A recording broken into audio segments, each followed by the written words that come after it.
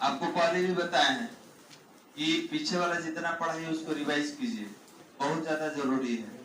अब पूछेंगे भी, ठीक है, पूछेंगे और पिटाई स्टार्ट हो जाएगा धीरे धीरे।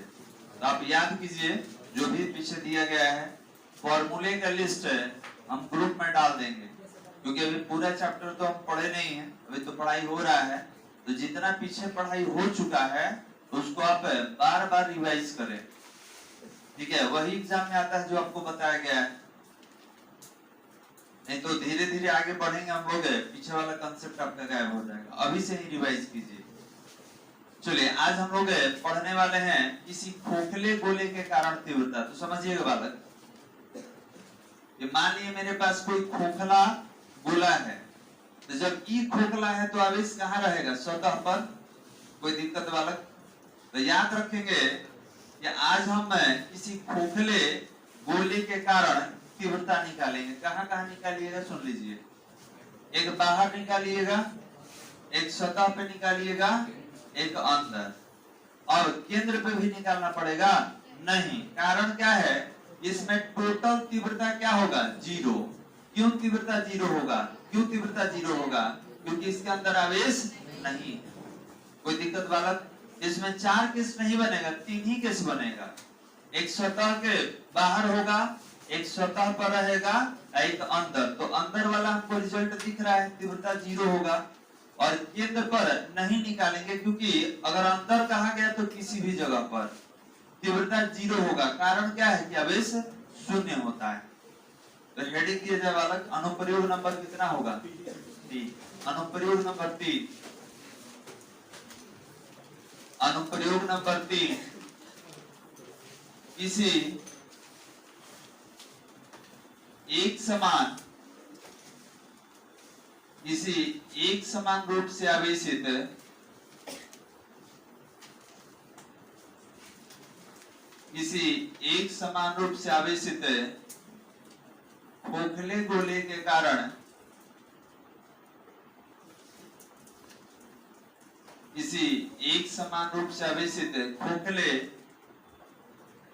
खोखले गोले के कारण खोखले गोले के कारण विद्युत क्षेत्र की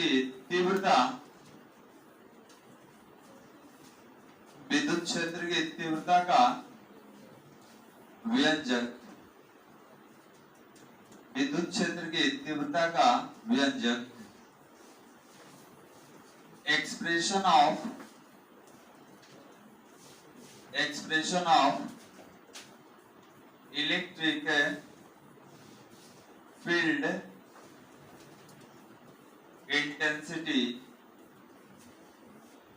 intensity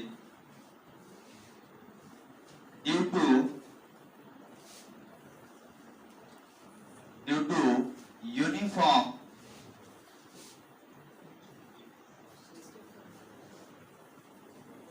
charged hollow sphere।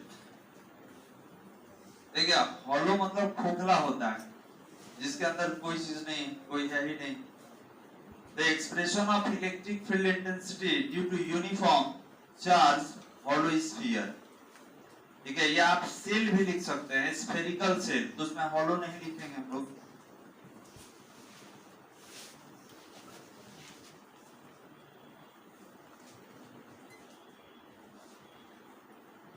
Last bench थोड़ा जो गैप है उसको ठीक कर दो तो लाइट आ रहा है।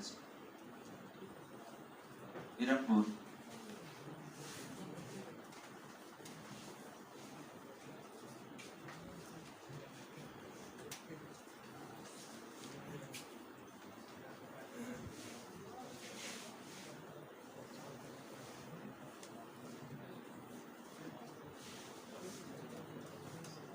हो गया बालक? चलिए, तो यहाँ पे इसके लिए हम लोग तीव्रता निकालेंगे। तो एक समान रूप से आवेशित खोखले गोले के कारण तीव्रता निकालना है। तो एक एक करके बात करेंगे बालक। सबसे पहले केस नंबर 1 में, तो केस नंबर 1 में कहाँ तीव्रता निकालना है? बाहर निकालना है। तो स्टार्ट किया जाए। सबसे पहले केस नंबर 1 में लिखेंगे, हेडिंग हो गया सबका वाला। केस नंबर 1 में लिखा जाए, किसी एक समान रूप से आवेशित किसी एक समान रूप से आवेशित खोखले गोले के बाहर किसी एक समान रूप से आवेशित खोखले गोले के बाहर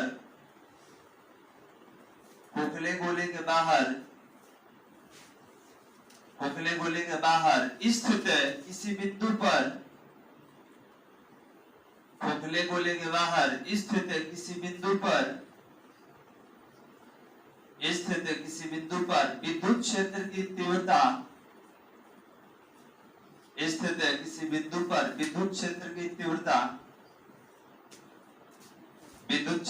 तीव्रता और डैश दे दीजिए। हो गया।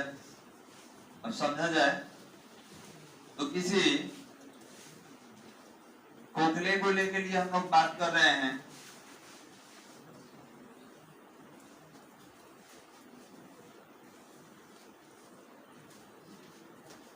देखा जाए तो यहाँ पे एक समान रूप से आवेशित है कोई खोखला गोला ले लिए।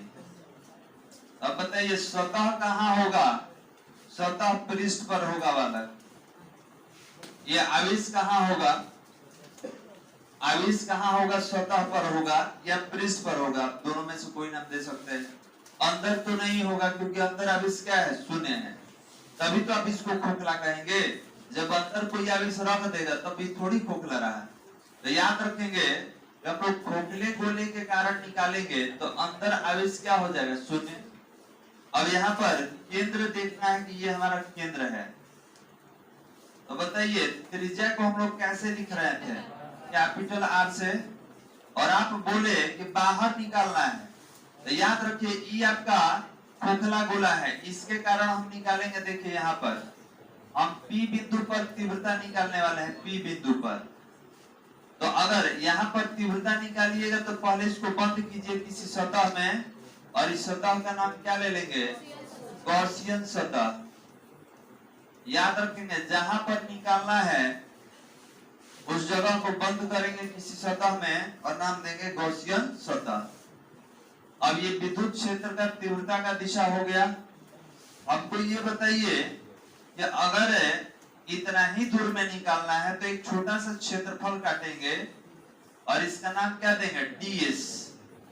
इसका नाम क्या होगा? ds। और ds और E का दिशा एक समान है तो कोण कितना होगा? Angle 0 degree.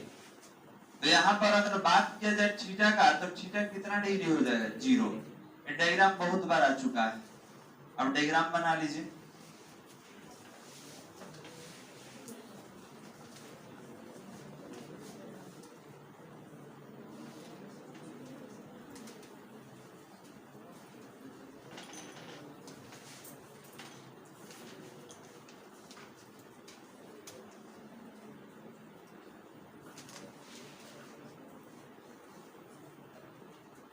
एक और यहाँ पे जिस पॉइंट पर निकालना है, जैसे कि बाहर निकालना है तो जहां तक निकालना रहता है वो दूरी को हम लोग कैसे लिखते हैं? Small R. यहाँ पे P बिंदु तक का जो दूरी है ये स्मॉल आर ले लिए, और जो गोलीय सतह का त्रिज्या है वो कैपिटल आर। डायग्राम बना लिया जाए। डायग्राम के नीचे बोला जाए।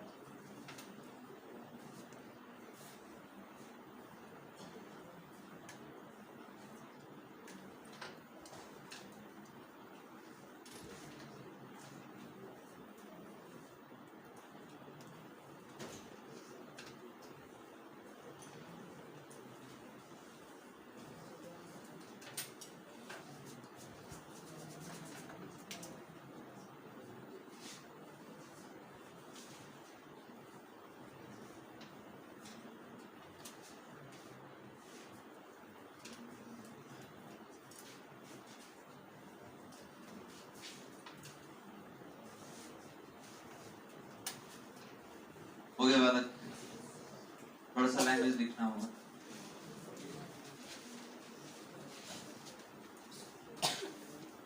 इसमें गॉसियन सतह अंदर वाला सर्किल है कि बाहर वाला? बाहर वाला, क्योंकि हम लोग बाहर निकाल रहे हैं। तो लिखेंगे डायग्राम के नीचे गॉसियन सतह से गुजरने वाला, गॉसियन सतह से गुजरने वाला कुल विद्युतीय फ्लक्स, गॉसियन सतह से गुजरने वाला कुल विद्युतीय फ्लक्स, गॉसियन सतह से गुजरने वाला कुल विद्युतीय फ्लक्स हो गया। बता डैश दे दीजिए और देखिए निकालेंगे क्या करके हम। चलिए तो ये बताइए फ्लक्स क्या होता है? फाई बराबर integration over close path E dot ds। ये बताइए डॉट वाला किसमें टूटता है? कॉस में। ये रहा इंटीग्रेशन ओवर क्लोज पाथ ई ds कॉस कितना डिग्री? 0 डिग्री। अभी हम लोग एंगल लिखे हुए थीटा 0 लेना है। अब यहाँ पर जो फ्लक्स होगा फाई ई, यहाँ पर ई को आप बाहर कर लीजिए, विद्युत क्षेत्र का तीव्रता integration over close path cos 0 degree का वैल्यू 1। अब ये बताइए ये फाई क्या होता है? तो आप बोलेंगे कि सर गॉसियन सतह है तो इसका पृष्ठीय क्षेत्रफल, तो बताइए 4 पाई आर स्क्वायर, ये होगा 4 पाई आर स्क्वायर। तो आर कौन सा? तो जिस बिंदु को आप त्रिज्या मान के वृत्त खींचे हैं, तो यही ना दूरी आपका आर है। ये हो जाएगा 4 पाई आर स्क्वायर। इसको समीकरण कितना दिया जाएगा अलग? तो ये समीकरण हो जाएगा आपका 1। ठीक है, कल भी तो यही सब निकाले थे हम लोग।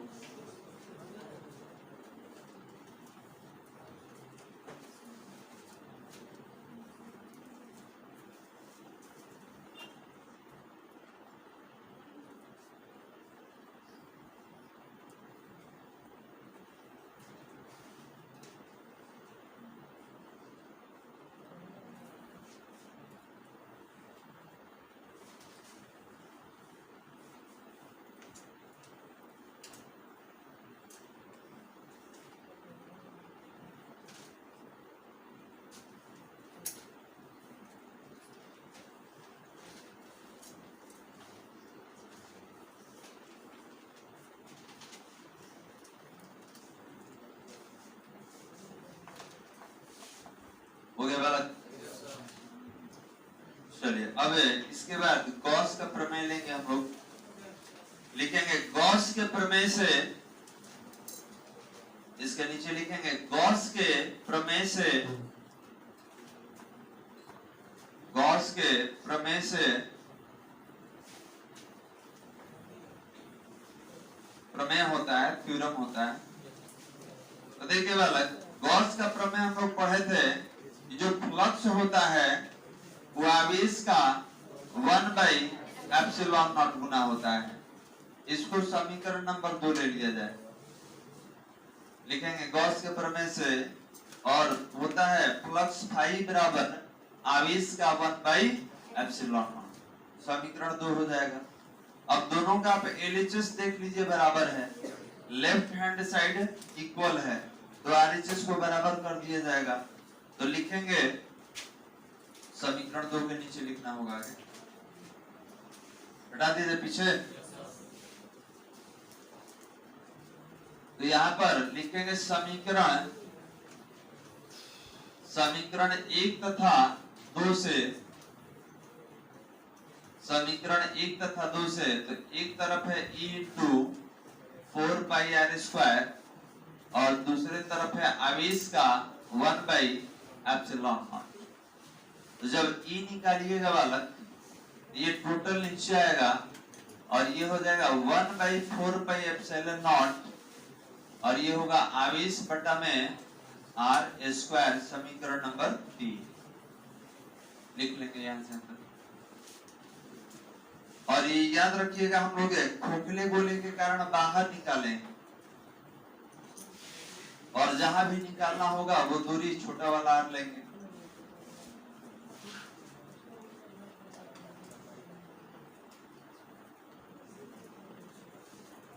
गया बालक? ये केस नंबर 1 रहा। अब केस नंबर 2 में कहा निकालेंगे तीव्रता सतह पर, खोखले आवेशित गोले के सतह पर हम लोग तीव्रता निकालेंगे। ये बताइए कि अगर ये खोखला नहीं रहता फिर भी तो यही आता। पीछे हम लोग पढ़ चुके हैं कि अगर ये खोखला नहीं भी रहता तो भी तीव्रता कितना आता है, यही, क्योंकि निकाल चुके हैं पीछे। अब यहां से केस नंबर 2 हम लोग स्टार्ट करेंगे। केस नंबर 2 हो गया बालक? केस नंबर 2 में लिखना होगा, केस नंबर 2 में लिखेंगे किसी एक समान रूप से आवेशित, किसी एक समान रूप से आवेशित, किसी एक समान रूप से आवेशित खोखले गोले के सतह पर, किसी एक समान रूप से आवेशित खोखले गोले के सतह पर, खोखले गोले के सतह पर स्थित, खोखले गोले के सतह पर स्थित किसी बिंदु पर, खोखले गोले के सतह पर स्थित किसी बिंदु पर, किसी बिंदु पर विद्युत क्षेत्र की तीव्रता, किसी बिंदु पर विद्युत क्षेत्र की तीव्रता और डैश दे दीजिए। हो गया बालक? अब इसके लिए डायग्राम देखिए तो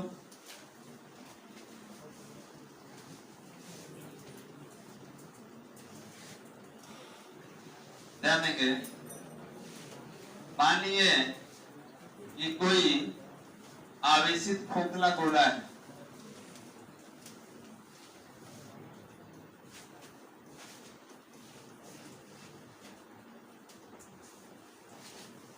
और इसका त्रिज्या जो है ये कैपिटल आर लिया गया है बालक, पीछे भी हम लोग लिखे हैं।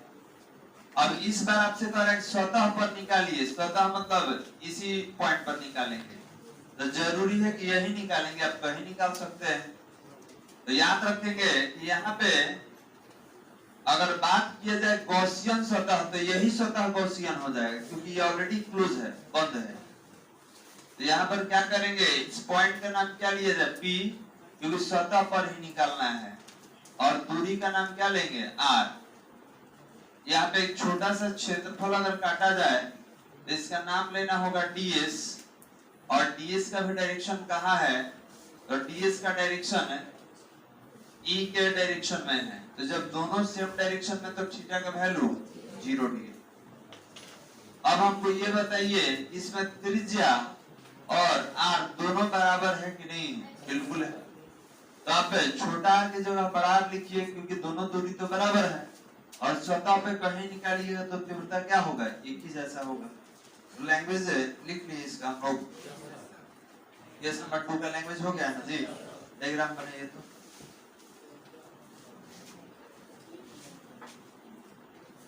डायग्राम बना लीजिए, इसके बाद निकालेंगे।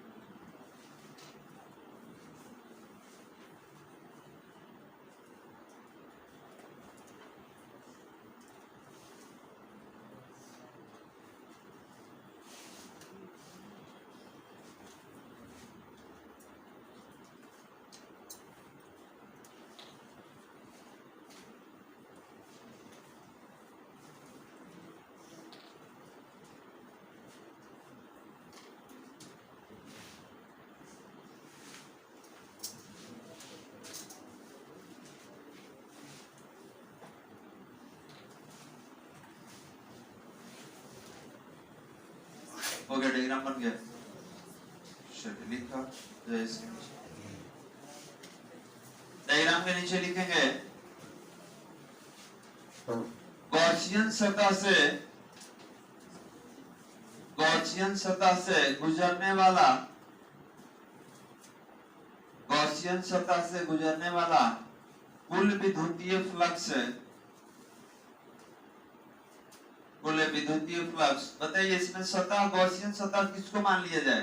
तो यही जिस पर ही बैठा हुआ आवेश है, क्योंकि ये पहले से क्या है बालक, बंद है। तो याद रखेंगे यही सतह तो मेरा गॉसियन सतह हो जाएगा। अब बताइए विद्युतीय फ्लक्स के बारे में बात हो रहा है, तो फ्लक्स है फाई बराबर कितना, integration over close path E dot ds, अब डॉट किस में टूटेगा, कॉस में, इंटीग्रेशन ओवर क्लोज पाथ ई ds cos 0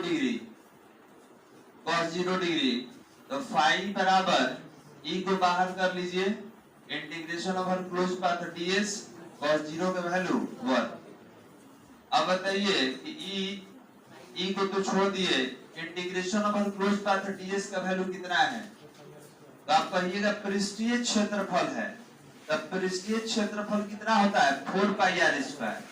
अब इसमें आर कौन लिया जाए, बड़ा कि छोटा, आप कहिएगा सतह पे रखे हैं तो त्रिज्या वाला आप ले लीजिए। तो याद रखेंगे यहाँ पर पृष्ठीय क्षेत्रफल लेंगे 4 पाई आर स्क्वायर, बड़ा वाला, ताकि मालूम चले कि सतह पर दिया गया है। इस समीकरण नंबर कितना हो जाएगा वाला, अच्छा लिखिए।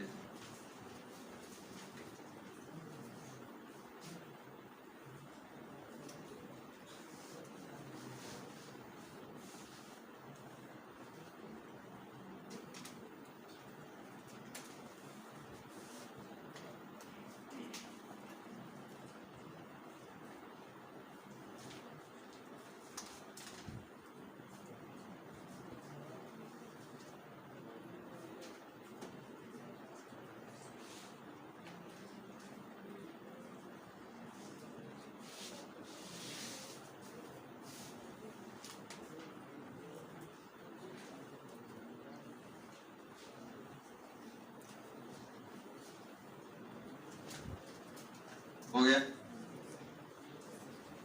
लिखेंगे गॉस के प्रमेय से,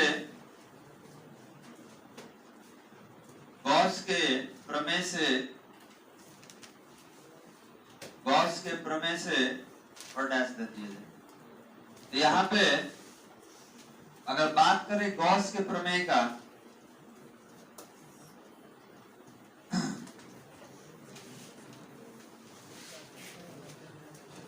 गॉस के प्रमेय से, तो देखिए गॉस का प्रमेय क्या है, ये जो फ्लक्स होगा वो आवेश का 1/ε0 गुना, इधर लिख रहे हैं, यहाँ देखिए वाला, जो फ्लक्स होता है आवेश का 1/ε0 गुना होता है। अब इसको हटाएंगे थोड़ा, देखिएगा डायग्राम में, ये बताइए कि आवेश कहाँ बैठा हुआ है, सतह पर, तो आपको आवेश का पृष्ठीय घनत्व सिग्मा बराबर आवेश बटा क्षेत्रफल पढ़ाया गया है। आवेश का 3 तरह का घनत्व बताया गया है, रैखिक घनत्व, पृष्ठीय घनत्व और आयतन घनत्व। ये सतह है तो क्या लेंगे, पृष्ठीय घनत्व। अब ये बताइए कि अगर आवेश निकालना हो तो सिग्मा इंटू ए हो जाएगा, अगर आवेश निकालना हो तो ये क्षेत्रफल सिग्मा में गुना हो जाएगा। इसी सिग्मा का नाम क्या है, आवेश का पृष्ठीय घनत्व। अब बताइए कि पृष्ठीय क्षेत्रफल कितना होता है, गोले का पृष्ठीय क्षेत्रफल कितना होगा जी, 4 पाई आर स्क्वायर, अभी तो लिखे हैं वहां पे, तो आप बोलेंगे कि सर 4 पाई आर स्क्वायर, तो अब बड़ा आर लेंगे, क्यों, आपका गोला का त्रिज्या कितना है, बड़ा आर है।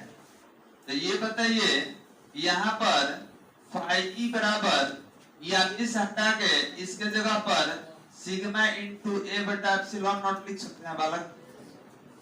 आवेश को हटा दिए किससे, सिग्मा इंटू ए से, और नीचे एप्सिलॉन नॉट है तो एप्सिलॉन नॉट हमने रखा। अब बताइए सिग्मा, अब क्षेत्रफल को भी हटा दिया जाएगा किससे, तो 4 पाई आर स्क्वायर से, और नीचे कितना है एप्सिलॉन नॉट। इसको समीकरण कितना देंगे, 5। तो यहां से लिख लीजिए,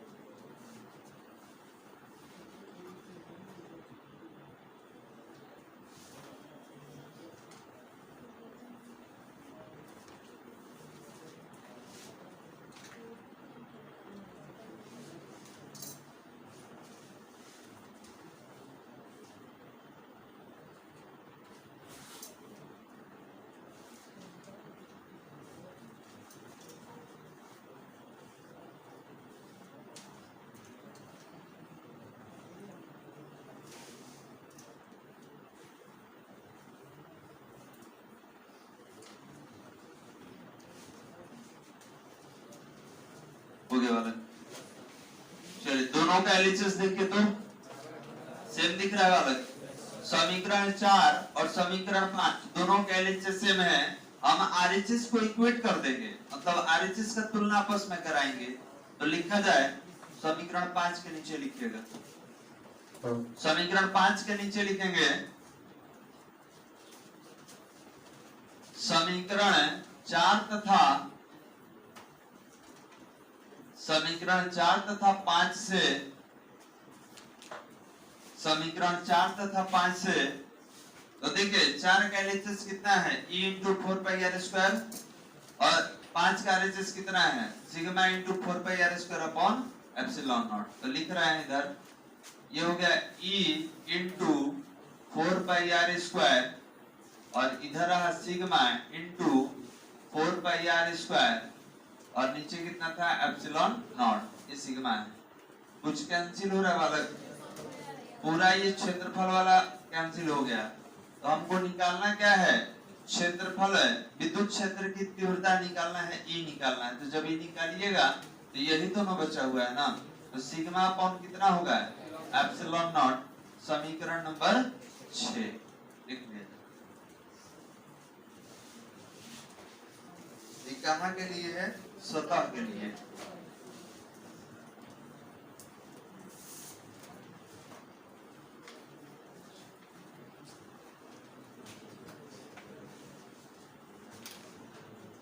समीकरण नंबर 6। अब यहाँ पे एक लाइन है, लैंग्वेज इसके बारे में लिखेंगे।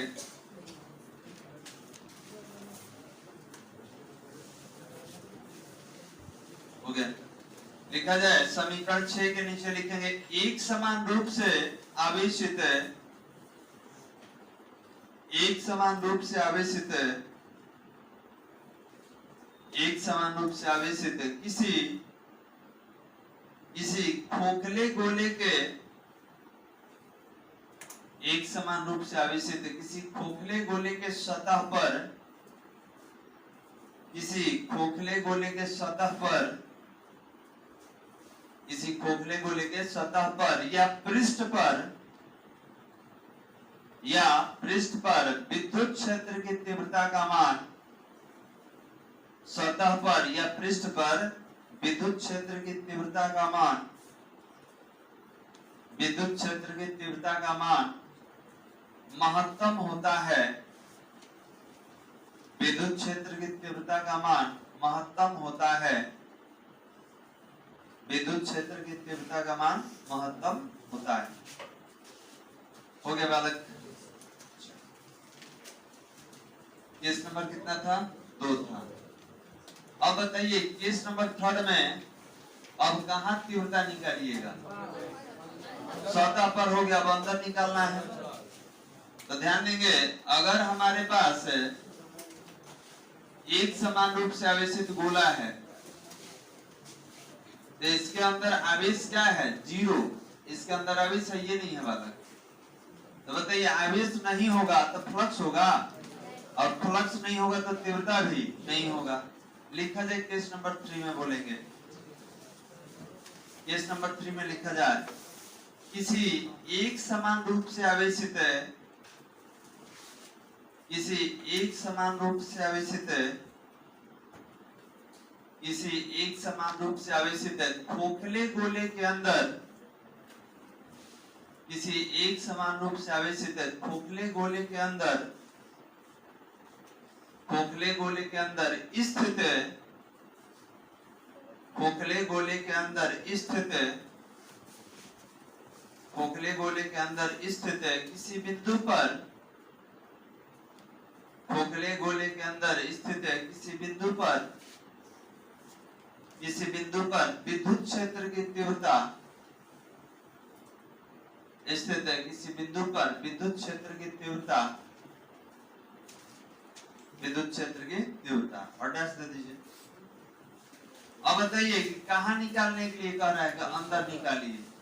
तो मान लीजिए कि इसके अंदर निकालने के लिए आप कहिएगा कहीं भी, तो इसके अंदर तो आवेश है नहीं, तो जब आवेश नहीं रहेगा तो कहीं भी तीव्रता निकालना होगा, तीव्रता का वैल्यू कितना हो जाएगा, क्लियर है। तो आप डायग्राम में ये बना लीजिए जो सामने दिख रहा है,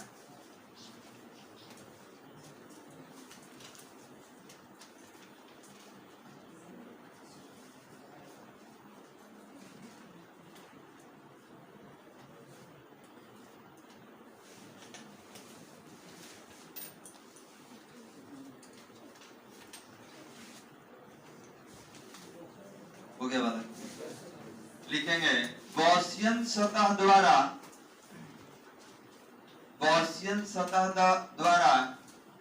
कोई आवेश गॉसियन सतह द्वारा कोई आवेश नहीं घेरा जाता है। गॉसियन सतह द्वारा कोई आवेश नहीं घेरा जाता है, नहीं घेरा जाता है, अर्थात नहीं घेरा जाता है, अर्थात Q बराबर 0, अर्थात Q बराबर 0 हो तो, अर्थात Q बराबर 0 हो तो विद्युतीय फ्लक्स का मान, अर्थात Q बराबर 0 हो तो विद्युतीय फ्लक्स का मान, विद्युतीय फ्लक्स का मान शून्य होगा, विद्युतीय फ्लक्स का मान शून्य होगा एवं विद्युत क्षेत्र की तीव्रता का मान, एवं विद्युत क्षेत्र की तीव्रता का मान शून्य होगा, एवं विद्युत क्षेत्र की तीव्रता का मान शून्य होगा। अब देखिए बालक, यहां लिख सकते हैं कि जब आवेश क्या हो 0, जब आवेश 0 होगा तो बताइए आप क्या लिखे हैं जी? आप लिखे हैं कि जो फ्लक्स होगा ये आवेश का 1/ε0 होगा। तो मान लिए कि आपका आवेश नहीं है तो फ्लक्स क्या हो जाएगा 0, क्योंकि 0 है, 0 में कोई चीज से गुना कराइएगा क्या हो जाएगा 0। तो आपका फ्लक्स क्या हो गया 0। तो जब फ्लक्स ही नहीं है तो तीव्रता होगा, तीव्रता क्या हो जाएगा 0। समीकरण पीछे कितना था 6 था, ये हो जाएगा 7। समझिए एक बार फिर से, जब आवेश 0 तो फ्लक्स क्या होता है आवेश का 1/ε0, तो ये भी क्या हो जाएगा 0। जब फ्लक्स 0 तो तीव्रता भी क्या हो जाएगा 0। लिख लीजिए इसको यहां से यहां तक।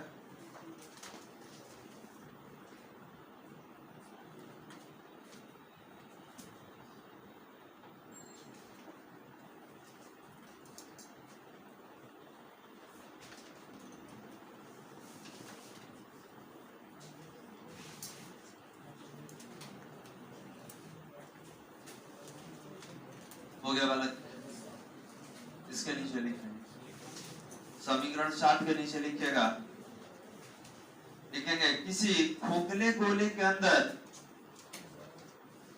किसी खोखले गोले के अंदर, किसी खोखले गोले के अंदर कोई विद्युत क्षेत्र नहीं होता है। किसी खोखले गोले के अंदर कोई विद्युत क्षेत्र नहीं होता है। किसी खोखले गोले के अंदर कोई विद्युत क्षेत्र नहीं होता है।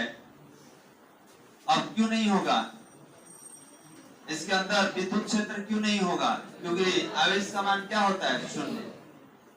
पैराग्राफ चेंज करके लैंग्वेज लिखेंगे समीकरण 3 6 तथा 7, समीकरण 3 6 तथा 7 किसी एक समान, समीकरण 3 6 तथा 7 किसी एक समान रूप से आवेशित,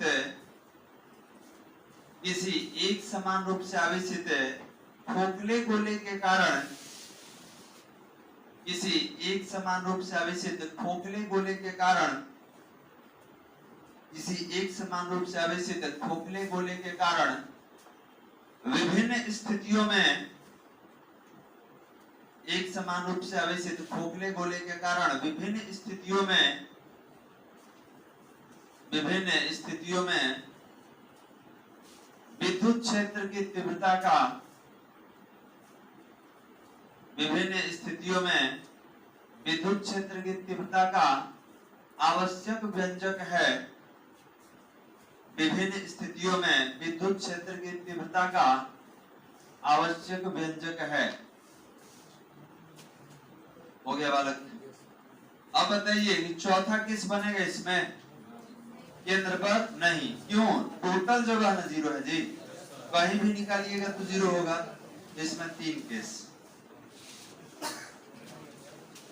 चलिए, तो ये जो है हमारा चैप्टर 1 कंप्लीट, यूनिट 1 का चैप्टर 1। ठीक है, अब इसमें 2 चैप्टर था। यूनिट 1 में 2 चैप्टर है, समझिए पहले। बहुत खुश हो गया कि कोर्स से कंप्लीट हो गया है। चलिए समझिए इधर, यूनिट 1 का नाम है विद्युत स्थितिकी। याद रखेंगे, इसका नाम है विद्युत स्थितिकी और इसमें 2 चैप्टर पढ़ना होता है। चैप्टर नंबर 1 का नाम है विद्युत आवेश,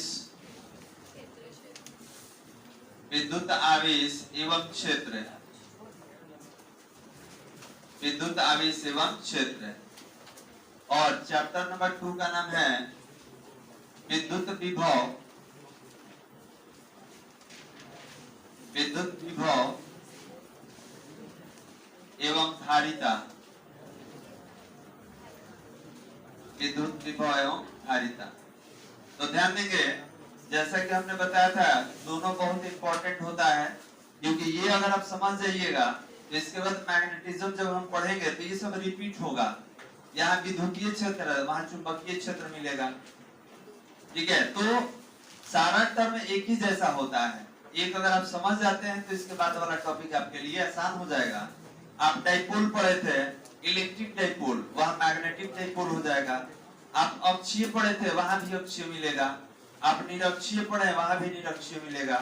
तो जो ये चैप्टर अगर सही तरीका से पढ़ लेगा, उसको दोबारा उतना मेहनत नहीं करना पड़ेगा, क्योंकि यही रिपीट होगा बार बार। क्लियर है बालक? तो एक चीज और ध्यान देंगे, अगले क्लास में हम ये स्टार्ट करेंगे, और जिनका ये विभव छूट जाएगा, तो जब तक 12 का क्लास चलेगा तब तक ये बार बार 2 चीज मिलेगा, एक तीव्रता मिलेगा, एक विभव मिलेगा। तो आपको बार बार केवल उसको रटना पड़ेगा। लेकिन अगर आप क्लास कर लेते हैं, एक बार समझ जाते हैं कि विभव क्या है, तो इसका हम लोग प्रयोग करेंगे। तो ये विभव कल पढ़ाई करेंगे, और ये क्लास छोड़िएगा मत।